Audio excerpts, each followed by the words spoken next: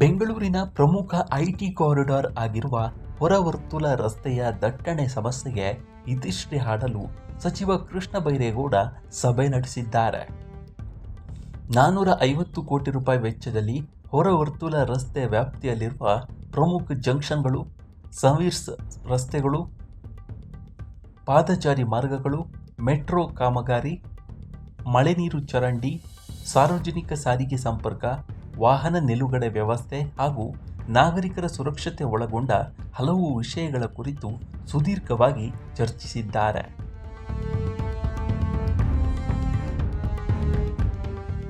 ಬೆಂಗಳೂರಿನ IT corridor ಎಂದೇ ಕರೆಯಲ್ಪಡುವ ಕೆಆರ್ ಪುರಂನಿಂದ ಸೆಂಟ್ರಲ್ ಸಿಲ್ಕ್ ಬೋರ್ಡ್ವರೆಗಿನ ಹೊರವರ್ತುಲ ರಸ್ತೆ ವ್ಯಾಪ್ತಿಯಲ್ಲಿ ದಿನದಿಂದ ದಿನಕ್ಕೆ ಹೆಚ್ಚುತ್ತಿರುವ ವಾಹನ ದಟ್ಟಣೆ ಹಾಗೂ ಮೂಲಸೌಕರ್ಯ ಕೊರತೆಗೆ ಶಾಶ್ವತ ಮುಕ್ತಿ ನೀಡಲು ರಾಜ್ಯ ಸರ್ಕಾರ ಮುಂದಾಗಿದ್ದು, ಇದಕ್ಕಾಗಿ 450 ಕೋಟಿ ರೂಪಾಯಿ ಅನುದಾನ ಮೀಸಲಿಟ್ಟಿದೆ.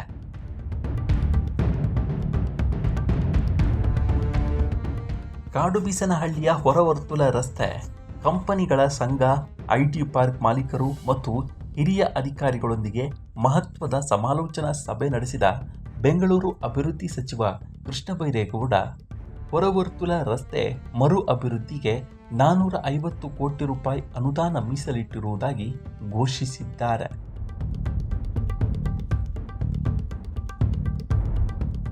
ದೇಶದ ಆರ್ಥಿಕತೆಗೆ ಅತಿ ಮುಖ್ಯವಾಗಿರುವ ಈ ಕಾರಿಡಾರ್ನಲ್ಲಿ ಕಳೆದ 3-4 ದಶಕಗಳಿಂದ ಅನಧಿಕೃತ ಹಾಗೂ ನಿಯಮಬಾಹಿರ ಲೇಔಟ್ಗಳು ಮತ್ತು ಕಟ್ಟಡಗಳು ನಿರ್ಮಾಣವಾಗಿವೆ. ಜಯನಗರದಲ್ಲಿ 23% ಜಾಗ ರಸ್ತೆಗೆ ಲಭ್ಯವಿದ್ದರೆ, ಪೂರ್ವ ವಲಯದಲ್ಲಿ ಕೇವಲ 8% ಮಾತ್ರ ಲಭ್ಯವಿದೆ.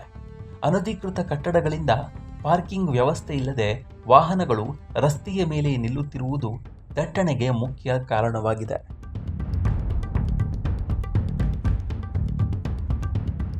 ಕೇವಲ ರಸ್ತೆಯ ಮೇಲ್ಮೈ ಸರಿಪಡಿಸುವುದಲ್ಲದೆ ಮೂಲಸೌಕರ್ಯವನ್ನು ಬುಡ ಸಮೇತ ಸರಿಪಡಿಸುವುದು ಈ ಯೋಜನೆಯ ಮುಖ್ಯ ಗುರಿಯಾಗಿದೆ.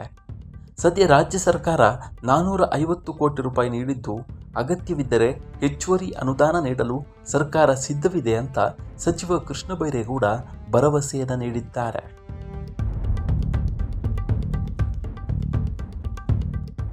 ಜಂಕ್ಷನ್ಗಳಲ್ಲಿ ವಾಹನಗಳು ನೇರವಾಗಿ ಬಲಕ್ಕೆ ತಿರುಗುವುದನ್ನು ತಡೆದು ಸ್ವಲ್ಪ ಮುಂದೆ ಬೇರೆ ಕಡೆ ತಿರುಗಿಸಿ ಫ್ರೀ ಲೆಫ್ಟ್ ಅಥವಾ ಯು ಟರ್ನ್ ಪಡೆಯಲು ಅನುವು ಮಾಡಿಕೊಡಲಾಗುವುದು.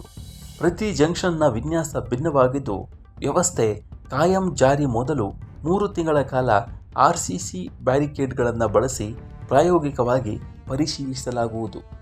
ಸಿಗ್ನಲ್ ಸಮನ್ವಯ ಮತ್ತು ವೈಜ್ಞಾನಿಕ ಟ್ರಾಫಿಕ್ ನಿರ್ವಹಣೆಯ ಮೂಲಕ ಸುಗಮ ಸಂಚಾರಕ್ಕೆ ವ್ಯವಸ್ಥೆ ಕಲ್ಪಿಸಲಾಗುವುದು ಅಂತ ಹೇಳಿದ್ದಾರೆ.